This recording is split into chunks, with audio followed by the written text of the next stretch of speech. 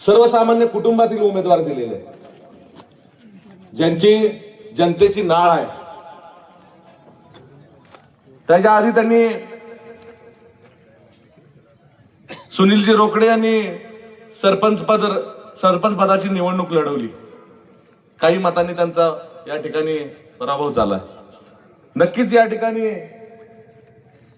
त्यांचं जे काय कर्तृत्व आहे हे येणाऱ्या निवडणुकीतून ते आपल्या सर्वांच्या आशीर्वादाने दाखवून देतील. आज भाजपाचे जे काही उमेदवार आहेत, संपूर्ण तालुक्यातले जर आपण या ठिकाणी आढावा जर घेतला तर मला वाटतं की त्यांच्याकडे स्वतःचे उमेदवार सुद्धा या ठिकाणी नाहीत. मगाशीच आपण जळकोटच्या आणि पेठ सांगवीच्या भाषणामध्ये म्हटलात की ही भाजपा आहे ना, काँग्रेस युक्त भाजपा झालेली आहे. कारण की स्वतःचे कार्यकर्त्यांना त्यांनी या ठिकाणी उमेदवारी देऊ शकत नाहीत. ही एक शोकांतिका आहे.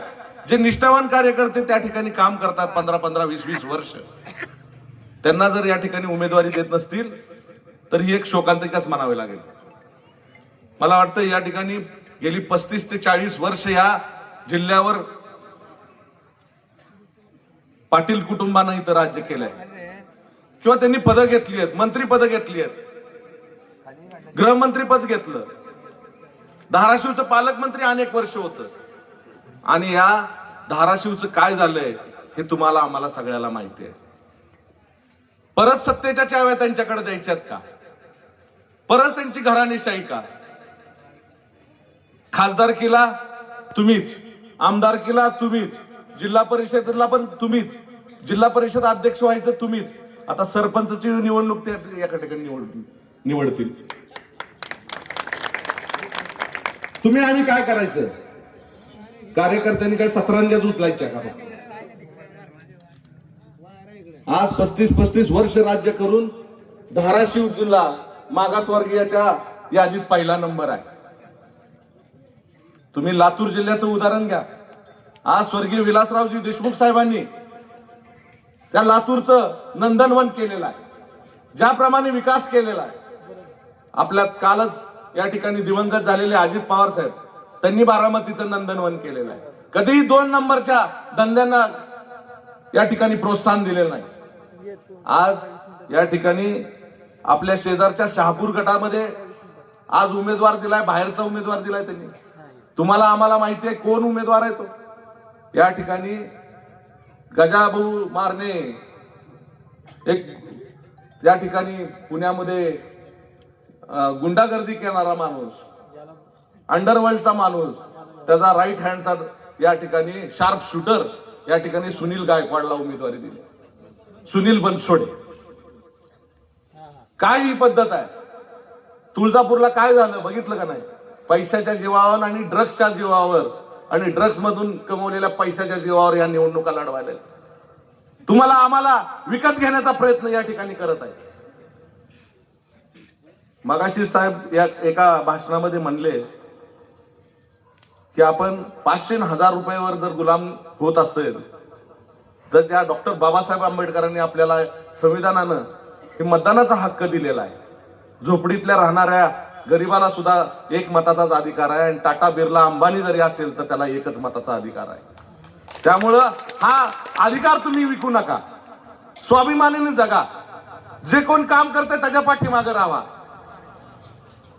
आज साहेब अशी परिस्थिती झालेली आहे की कुणाला चांगलं आणि कुणाला वाईट म्हणावं, आणि कशा पद्धतीने निवडणुका लढवाव्या आणि कशा पद्धतीने लोकांच्या समोर जावं, ही एक मोठी शोकांतिका आपल्या समोर उभा राहिलेली आहे. आज ह्या 21 TMC पाण्याचा प्रश्न असेल साहेब, मी पण जिल्हा परिषद अध्यक्ष असताना दलित वस्तीची कामं केली, आम्ही त्या ठिकाणी विहिरींची कामं केली, घरकुलाची कामं केली. परंतु आज कुणालाही तुम्ही सांगा, घरकुलाचं काम किंवा घरकुलाचं बिल काढण्यासाठी त्या ठिकाणी 20,000 रुपये मोजावे लागतात, मंजूर करण्यासाठी 20,000 रुपये मोजावे लागतात. आज तुम्हाला शेतकऱ्यांची या ठिकाणी व्यथा ह्या जिल्हा परिषद आणि पंचायत समितीच्या माध्यमातून मांडली गेली पाहिजे. आणि तिथं आपला प्रतिनिधित्व निवडला पाहिजे. ही त्रिसदस्यीय समिती म्हणजे जिल्हा परिषद, पंचायत समिती आणि ग्रामपंचायत यशवंतराव चव्हाणांनी या ठिकाणी निर्माण केली आणि आम्हाला या ठिकाणी प्रतिनिधित्व मिळालं. माझ्यासारख्या एका तरुणाला तिथं जिल्हा परिषद अध्यक्ष होता आलं ते यशवंतराव चव्हाणांच्या या विचारामुळे मी तिथं अध्यक्ष म्हणून गेलो. आम्ही पारदर्शकपणे तिथं काम केलं. कुणाचाही 1 रुपया न घेता आम्ही तालुक्याला दलित वस्ती योजना असेल, जनसुविधा योजना असेल, अनेक योजना गावागावापर्यंत पोहोचवण्याचा प्रयत्न त्या काळी आम्ही केला. म्हणून आज प्रामाणिकपणे लोकांनी साहेब विधानसभेला मला 96,000 मतं ह्या लोकांनी दिली. आम्ही त्यांचं ऋण विसरू शकणार नाही. खूप खडतर काळामध्ये 15 दिवसात आम्हाला तयारीला वेळ मिळाला नाही. त्या काळात आम्हाला या लोकांनी आम्हाला 96,000चं मताधिक्य या ठिकाणी दिलं. आज म्हणून जाता जाता एवढंच सांगतो की हे जे काही आपण उमेदवार आहेत हे तुमच्या आमच्यातले उमेदवार आपण या ठिकाणी दिलेले आहेत आणि त्यांना निवडून देणं हे तुमचं आमचं कर्तव्य आहे. चालल्यानंतर आपल्या गावाचं, आपल्या समाजाचं, आपल्या देशाचं आपलं भलं होणार आहे त्याचं चिंतन करणे आणि पित्तरपाठ लागल्यानंतर आपण आपल्या वाडवडिलांची आठवण करतो आणि एका पित्राला बोलवतो, त्याला ताटावर बसवतो, त्याचे हातपाय धुतो, त्याचा पूजा करतो, त्याच्या कपाळाला आपण कुंकू लावतो, चंदन लावतो, पाया पडतो आणि आपला जो समाज आहे, आपला जो देश आहे हा त्याच्यातही बाप बघतो आणि त्याचा नमस्कार करताना सांगतो की अरे माझ्या पूर्वीच्या पिढ्यांनो, माझ्या बापदादांनो, माझ्या आजांनो, पंजांनो, तुम्ही राबले म्हणून आज मला हे घर आहे, तुम्ही राबले म्हणून आज हा माझा जीव आहे आणि त्यांच्या पुढे आपण नतमस्तक होतो. या सर्वांचा संदर्भ 15 ऑगस्ट 1947 नंतर लोकशाहीने एक नवीन आपल्याला काही तारखा दिल्या आहेत, नवीन सण आपल्याला दिले आहेत आणि ते सण तेवढ्याच भक्तिभावाने आपल्याला करावे लागणार आहे. आणि त्या भक्तिभावाने जर आपण केले नाही, आपण दिवाळीच्या दिवशी जर बोकड्या कापला, कोंबडं कापलं तर त्याला संस्कृती म्हणणार नाही, त्याला आपण विकृती म्हणू. आपण गुढीपाडव्याच्या दिवशी एकमेकावर रंग फेरले आणि शिळ्याची लाखोली वाद केलो तर तिलाही आपल्याला विकृती म्हणावं लागेल. शेवटी संस्कृती आणि विकृती म्हणजे काय, तर आपण आपल्या घरामध्ये स्वतःच्या ताटातलं अन्न स्वतः खातोय, ही झाली स्वकृती. बाहेरून एक माणूस भुकेला चाललाय, वडावं माय म्हणून रस्त्यावरून फिरतोय, भुकेला आहे, त्याला घरात बोलवलं, आपल्या ताटातलं अर्धा अन्न त्याला दिलं, अर्धा अन्न स्वतः खाल्लं. प्रसंगी उपाशी राहून भुकेल्याला भाकर देणं ही झाली संस्कृती, स्वतःसाठी जेवण ही झाली स्वकृती. आणि एखादा माणूस जर जेवतोय तर जाऊन त्याच्या एक गालफाडात हाणायची, त्याला मारायचं आणि त्याचं सगळं हिचकून घ्यायचं आणि स्वतः खायचं, ही झाली विकृती. तर आपली संस्कृती काय, आपला धर्म काय, आपण आपल्या ज्या जाती धर्मामध्ये जन्माला जो तो एक आपला धर्म असतो आणि एक भारतीय नागरिक या नाताचाही आपला एक धर्म आहे. आणि त्या राष्ट्र नावाच्या धर्माचा निर्वाह हा आपण निवडणुकीच्या अनुषंगानं म्हणजे लोकशाहीच्या सणाच्या अनुषंगानं संस्कृती रक्षणार्थ आपण सर्वांनी केला पाहिजे. आपण भारत माता की म्हटल्यावर काय म्हणतो, जय म्हणतो. तुम्ही कधी ऐकलं का अमेरिका माता की जय, न्यूझीलंड माता की जय, पाकिस्तान बांगलादेश माता की जय? नाही. मात्र भारत माता की म्हटल्यावर आपण जय म्हणतो. याचा अर्थ काय, तर आपण मातृभूमीला, या मातीला अभिवादन करणारे सर्व लोक आहोत, मातृशक्तीला अभिवादन करणारे आपण लोक आहोत आणि आपण संस्कृतीचे पुजारी आहोत, संस्कृतीचे रक्षक आहोत, संस्कृतीचे भक्षक नाही. आणि या निवडणुकींच्या अनुषंगानं जेव्हा निवडणुकीचा सण म्हणून आपण निवडणुकीकडे बघतो, ज्यांनी केलं त्याला केलं म्हणतो, ज्याचं चांगलं करायचं असेल, ज्यांनी चांगलं केलं असेल त्याचं चांग भलं म्हणून म्हणतो, आणि जो वाईट विचाराचा असेल, ज्यांनी या देशातल्या नागरिकांना, तुमच्या माझ्या मायबापांना, तुमच्या आपल्या समाजाला छळलं असेल त्याला आपण बाहेरची वाट दाखवतो, बाहेर टाकवतो. प्रसंगी आपण होळी देखील करतो. आता होळी जवळ आहे, होळी जेव्हा पेटेल तेव्हा होळी पेटल्यानंतर आमच्या विदर्भात त्याच्यामध्ये ढेकणं टाकतात, कणकेचे साप टाकतात, पाली टाकतात. इकडे टाकतात का तुमच्या इकडे? ते टाकतात. आणि ते टाकण्यात असताना इडा पिडा टळो बळीराजाचं राज्य हो, होळीमध्ये आपण वाईट विचारांना आणि आजारांना सर्वांना होळीमध्ये जाळून भस्मसात करण्याचा देखील आपण प्रयत्न करत असतो. ही देखील आपली एक संस्कृती आहे. निवडणुकीच्या अनुषंगानं चांगल्याची गोडी उभारायची आणि वाईट जसेल त्याचं होळीमध्ये दहन करायचं. ही संस्कृतीच्या रक्षणाच्या अनुषंगानं मी आपल्या सगळ्यांपुढे एक विनंती करण्याकरता उभा आहे. तुम्ही म्हणाल एवढ्या सगळ्याचा काय संबंध काँग्रेसशी, याचा काय संबंध आला भाजपशी? अहो याचाच संबंध आहे. कारण काँग्रेसने या देशातल्या मातीला, या देशातल्या जनतेला, या देशाच्या परंपरेला कायम ठेवण्याचं काम केलं, त्याला जतन करण्याचं काम केलं. परिवर्तनाच्या अनुषंगानं, महामानवांच्या योगदानाच्या अनुषंगानं नतमस्तक होण्याचं काम केलं. भारताचं जे संविधान आहे त्या संविधानामध्ये प्रभू श्रीरामाचं, लक्ष्मणाचं, सीतेचा त्यामध्ये फोटो आहे, त्यामध्ये त्यांचं चित्र काढलेलं आहे. त्यामध्ये हनुमान जो आहे हे हनुमान संजीवनी बुटीसाठी पर्वत उचलत असतानाचा फोटो त्यामध्ये आहे. शिवाजी महाराजांचा फोटो त्यामध्ये आहे, महावीरांचा फोटो त्यामध्ये आहे, मौलाना टिपू सुलतानचा फोटो त्यामध्ये आहे, महावीरांचा फोटो त्यामध्ये आहे आणि श्रीकृष्णाचाही फोटो त्यामध्ये आहे आणि गुरु नानकांचा, गुरु गोविंद साहेबांचाही फोटो त्यामध्ये आहे. आपल्या संविधानामध्ये ज्या ज्या परंपरेने माणसाने माणसाशी माणसासारखं वागावं शिकवल्या सर्वांचा त्यामध्ये उल्लेख आहे. आणि हा उल्लेख आणि हे चित्र लावण्याचा अर्थ विचाराच्या बाजूने उभं राहिलं पाहिजे, तर समाजवादाच्या विचाराच्या अनुषंगानं दुरितांचे तिमिर दाव, विश्वस्व धर्म सूर्य पाहो, जो जे वांछिल तो ते लाहो, प्राणी जातय पसायदानातलं दान जे आहे तो मागणारा एक विषय आहे. तो दुसरा विषय हा भेदभाव करणारा विषय आहे.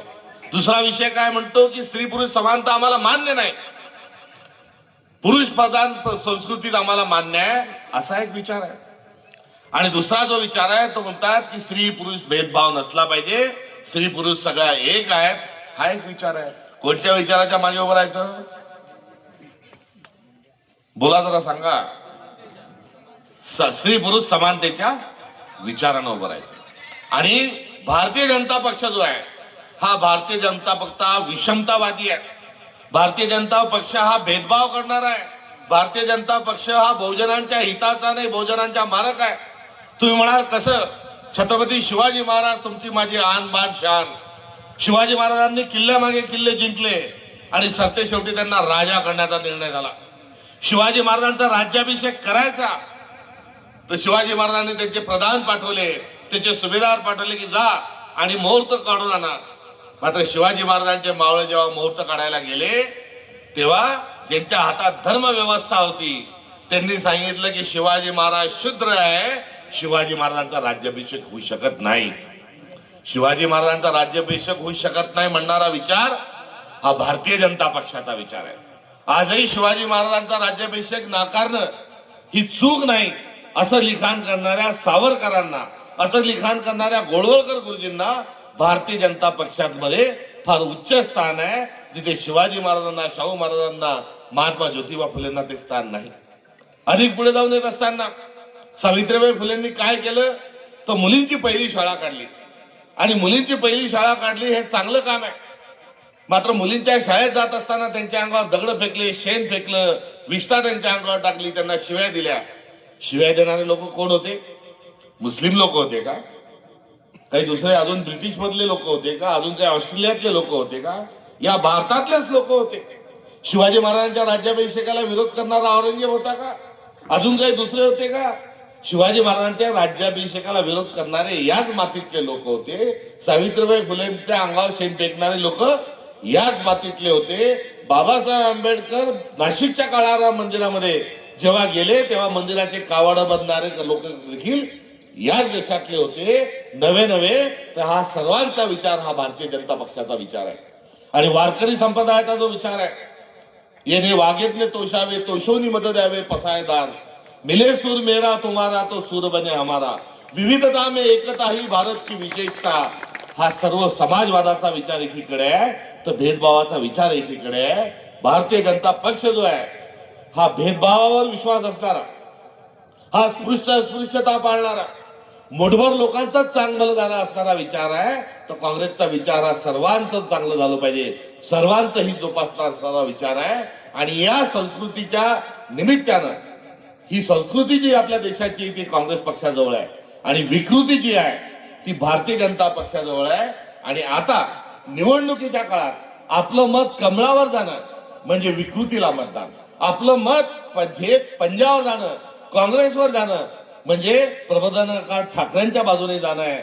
असंही मला आपल्याला या ठिकाणी सांगत असताना संस्कृतीला जाणं हा त्याचा असणारा जो सुयोग्य अर्थ आहे, हा अर्थ आपल्याला सगळ्यांना समजून घ्यायचा आहे. आपण सण असला की अंगावर पाणी घेतो, आंघोळ करतो, अगरबत्ती लावतो, नमस्कार करतो आणि मग शुभ कार्य करायला जातो. आपण मोटरसायकल घेतली की त्याला पूजा करतो, घरात कोणती वस्तू आली आपण त्याची पूजा करतो. आमचा शेतकरी पेरायला जातो तेव्हाही नारळ फोडतो आणि मग तो पेरायला जातो. तसंच येणाऱ्या मतदानाच्या दिवशी येणाऱ्या 7 तारखेला आपण सकाळी उठायचं, आंघोळ करायची आणि थेट संस्कृती रक्षणाकरता आपण मतदान केंद्रावर जायचं. आणि मतदान केंद्रावर जात असताना विकृतीवाले लोक येतील, पैसे घेऊन येतील, जात घेऊन येतील, धर्म घेऊन येतील, पैसा फेक, तमाशा देख नावाचं नाटक खेळतील, तमाशा करतील, नागरिकांना नागवण्याचं काम करतील, नागरिकांना म्हणतील नाच मेरी बुलबुल की पैसा मिळेगा. मात्र यांच्या कोणाच्याही आपल्या दबावाला न येता या देशाला उभं करण्यामध्ये ज्यांचं योगदान आहे त्यांच्या पाठीशी आपण सर्वजणांनी उभं राहावं. म्हणून आज आपल्या तुळजापूर मतदारसंघातल्या, आज आपल्या धाराशिव जिल्ह्यातल्या नागरिकांशी चर्चा करण्याकरता आजच्या कार्यक्रमाच्या निमित्तानं मी या ठिकाणी उपस्थित आहे. आज केंद्रामध्ये आम्ही काँग्रेस सत्तेत नाही, आज आम्ही राज्यामध्ये आम्ही सत्तेत नाही, मात्र तरी देखील आम्ही आज लोकशाहीचा जो लढा आहे हा लोकशाहीचा लढा निखरीने लढतोय. सरफरोशी की तमन्ना अब हमारे दिल में है, देखना है जोर कितना बाजू एक कातिल में है. हे म्हणत असताना या महाराष्ट्राचा मुख्यमंत्री जल्लाद आहे, तो क्रूर आहे.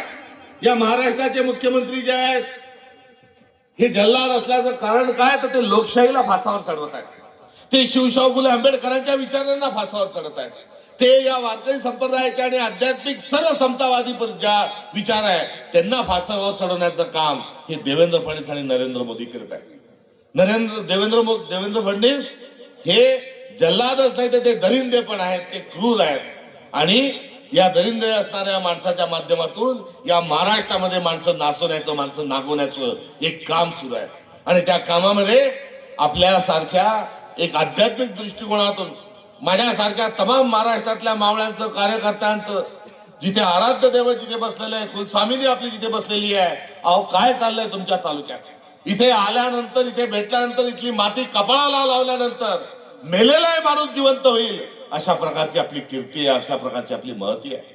मात्र काय चाललंय, धीरज पाटील कोण आलं तुळजापूरला निवडून, तो जो ड्रग्सचा धंदा करतो तो निवडून आला. आज टीव्ही लावल्यानंतर एमडी नावाची गोळी कोणची आहे ती सगळ्यात आधी कुठे खपत असेल ग्रामीण भागात, तर तिथे धाराशिव जिल्ह्याचं नाव येतं. अरे कोण होतास तू, काय झालास तू, अरे वेड्या कसा वाया गेलास तू. हा देखील एक प्रश्न आजच्या कार्यक्रमाच्या माध्यमातून तुळजापूरच्या भूमिपुत्रांना या ठिकाणी विचारा असं वाटतंय की आई तुळजाभवानी म्हटल्यानंतर अंगावर आमच्या शहारे उभे राहतात, मात्र उद्या माझा मुलगा, माझा नातू जर तुळजापूरला दर्शनाला जातो म्हटल्यावर त्याला थांबवण्याचं पातक आणि पाप आमच्या सारख्या महाराष्ट्रातल्या लोकांच्या हातून घडून देऊ नका. कारण तुळजापूरला काय भेटतं तर प्रेरणा भेटते, ही माझ्या आज्यानी, माझ्या पंजानी, माझ्या बापानी मला सांगितलंय. मात्र तुळजापूरला काय भेटतं तर ड्रग्ज भेटतात, एमडीची गोळी भेटते. असं जर उद्या तुमची बदनामी महाराष्ट्रभरामध्ये झाली तर याला जबाबदार कोण राहील, याला जबाबदार इथला नागरिक राहील. हे देखील या निमित्तानं आपल्याला सांगत असताना मला दुःख होत आहे. आणि आज ड्रग्जचे माफिया आहेत.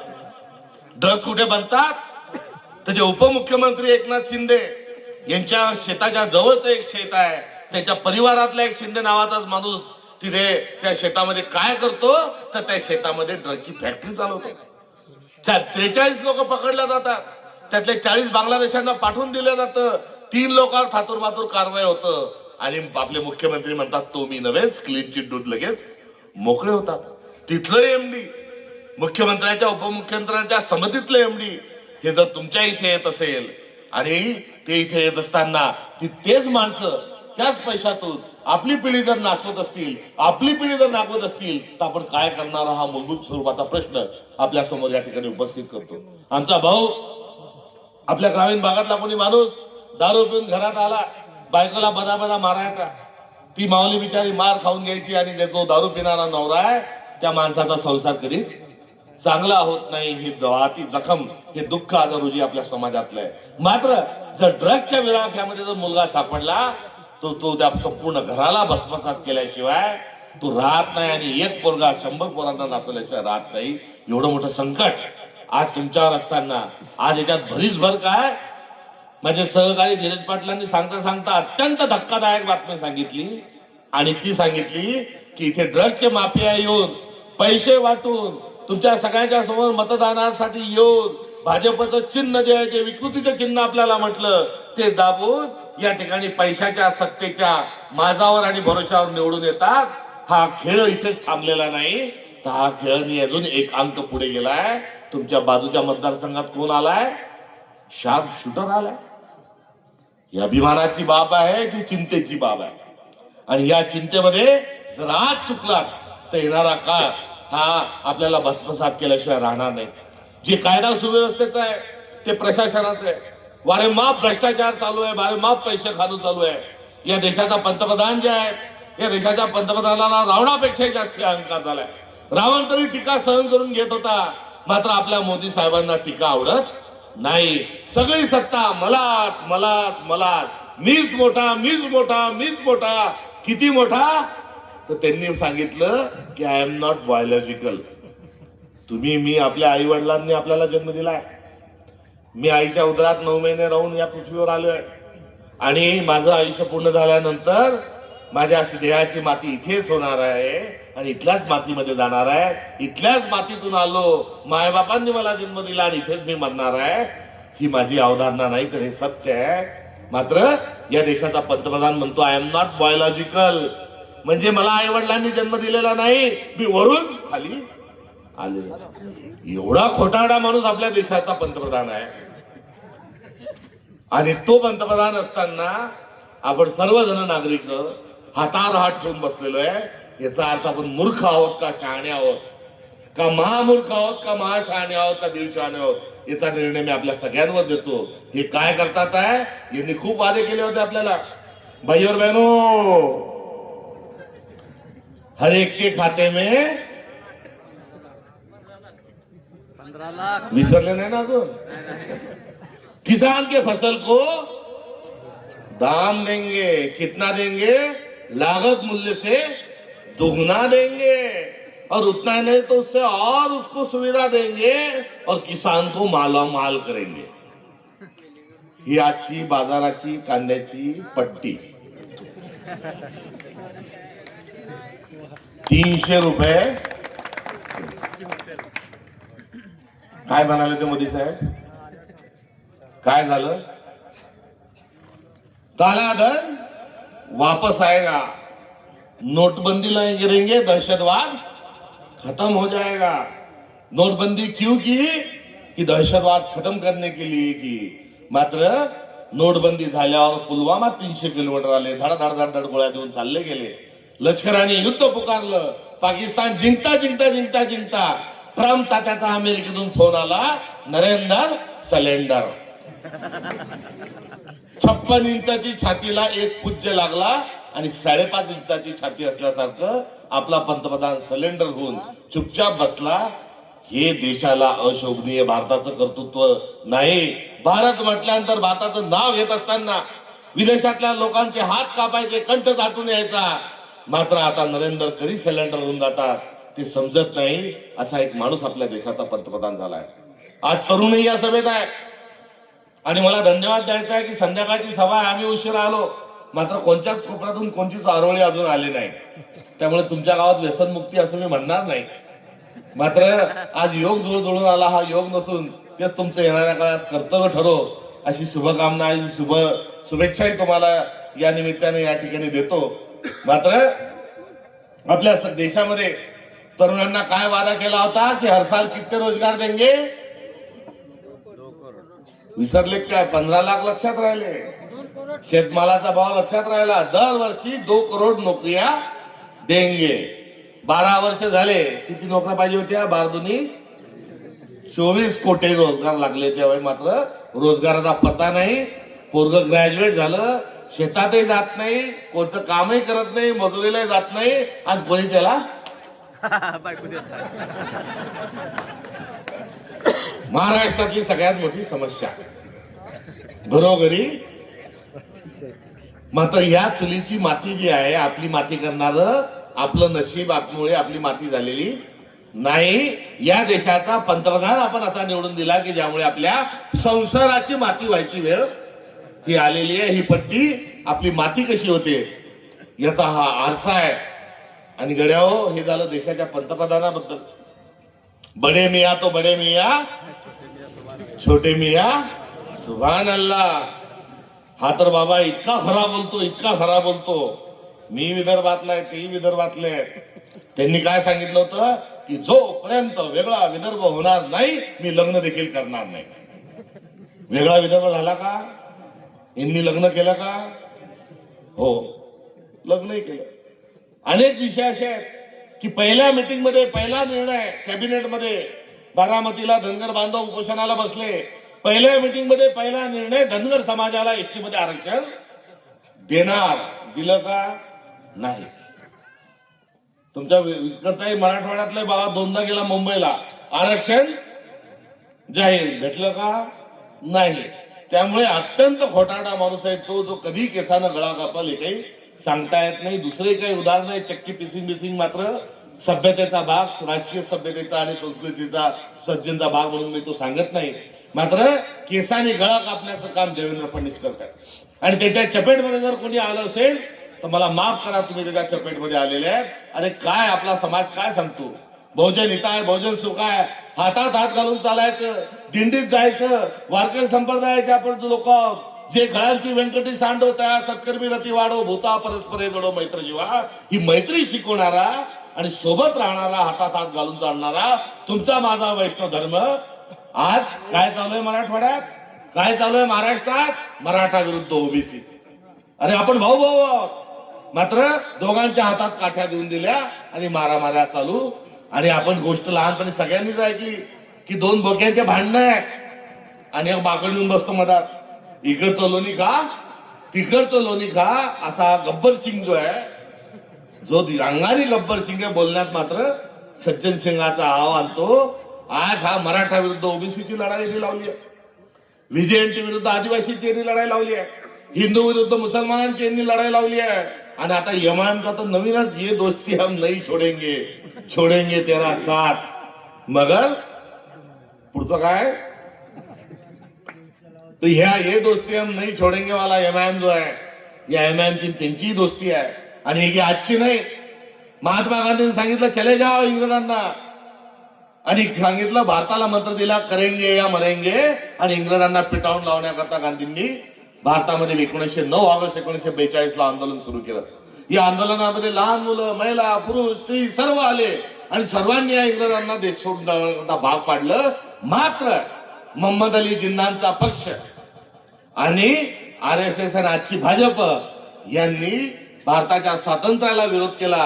हे इंग्रजांसोबत थांबले आणि इंग्रजांना म्हटलं की चले जाओ नाही, तुम्हीच रहो, कारण तुम्ही गेले तर हा गांधी म्हणतो समता आणील, हा गांधी म्हणतो बंधुता आणील, हा गांधी म्हणतो की स्त्री पुरुष समता येईल, हा गांधी म्हणतो की गरीबातल्या गरीब लोकांना एक मताचा अधिकार राहील, श्रीमंताला एक मताचा अधिकार राहील, उच्च जातीला तोच अधिकार आणि तथाकथित खालच्या जातीला तोच अधिकार. अरे हा गांधी वेडा झाला, समाजवाद आणेल. आणि आम्हाला समाजवाद नको, आम्हाला आमचे अधिकार सुरक्षित पाहिजे. इंग्रज तुम्हीच या देशात थांबा असा सांगणारा भाजपचा विचार हा त्यावेळेस श्यामाप्रसाद मुखर्जींच्या माध्यमातून इंग्रजांचं लावून चांगल करत होता. हा इतिहास आहे. आणि हा इतिहास एवढ्यावरच नाही, जिन्नांच्या पक्षाचा मुख्यमंत्री बंगालमध्ये होता आणि भाजपचे श्यामाप्रसाद मुखर्जी उपमुख्यमंत्री होते. मी तुम्हाला जो भी कहेंगे वो सच कहेंगे, सच के सिवा कुछ नहीं कहेंगे. हा म्हणून तुम्ही मारायचं सोंग करतो, तो म्हणून तुम्ही रडायचं सोंग करतो. हा म्हणजे मी मुसलमान करतो, म्हणून तुम्ही हिंदू करेल. आणि आपण बावळट सारखे इकडून तिकडून जर जात राहिलो तर येणारा काळ आपल्याला माफ करणार नाही. आपली पिढी आधीची हुशार आहे, आपली पिढी आधीची शहाणी आहे. त्यांनी 75 वर्ष या लोकांना दूर ठेवण्याचं काम आपल्या बापदाद्यांनी केलं. आज पितरपाठाच्या निमित्तानं, कारण निवडणुकीचा सण हा कुठे पितरपाठाच्या कमी नसतो, आपल्या देशाला स्वातंत्र्य देणाऱ्या लोकांच्या पुढे आपण हात जोडू. ज्यांनी आपल्याला संविधान दिलं त्या लोकांच्या पुढे आपण हात जोडू. ज्यांनी आपल्याला समतेचा अधिकार दिला, ज्यांनी आपल्याला 7/12वर आपलं नाव कोरलं, ज्यांनी आपल्याला बँकेत खाता उघडण्याचा अधिकार दिला, ज्यांनी आपल्याला रस्त्यावर चालत असताना हा रस्ता माझा पण आहे तुझा पण आहे हा संवाद ज्यांनी अधिकार दिला, ज्यांनी आपल्याला माणसानी माणसाशी माणसासारखं वागावं, कोणी कोणाशी चुकीचा वागत असेल तर त्याला पोलीस घेऊन जातील एवढं स्वातंत्र्य आपल्याला दिलं, विचाराचं स्वातंत्र्य दिलं, संपत्ती बाळगण्याचं स्वातंत्र्य दिलं, हे सर्व कोणी दिलं? ते स्वातंत्र्य संग्रामांनी दिलं, हे संविधानानं दिलं, हे काँग्रेसने दिलं, हे या देशातल्या महामानवांनी दिलं. आणि हे आलं कुठून? तर या देशातल्या महान परंपरेतून आलं. आणि ती परंपरेचे पायी होण्याकरता आपल्या सगळ्यांना या कार्यक्रमाच्या निमित्तानं आज या ठिकाणी मी विनंती करतो. मी प्रदेशाध्यक्ष झाल्यानंतर मला महाराष्ट्रावर फिरताना इकडे येता आलं नाही, मात्र आज आल्यानंतर मनाच्या कोपऱ्यात कुठेतरी आई तुळजाभवानीचं दर्शन करण्याचं असल्यामुळे अधिक आजच्या कार्यक्रमाच्या प्रसंगाच्या निमित्ताने या ठिकाणी बोलत नाही. मात्र सत्ता केंद्रित झाली आहे. हे माझं, तेही माझं, तेही माझं, सर्व मला आणि सर्व माझ्यामध्ये मलाच हवं असं करता करता, अरे बाबा, चिप भी मेरी, पद भी मेरी, आंटी मेरे बाप की अशा नावाची एक म्हण आहे, ती हरकत नाही. तुम्हारा सर हात घेणे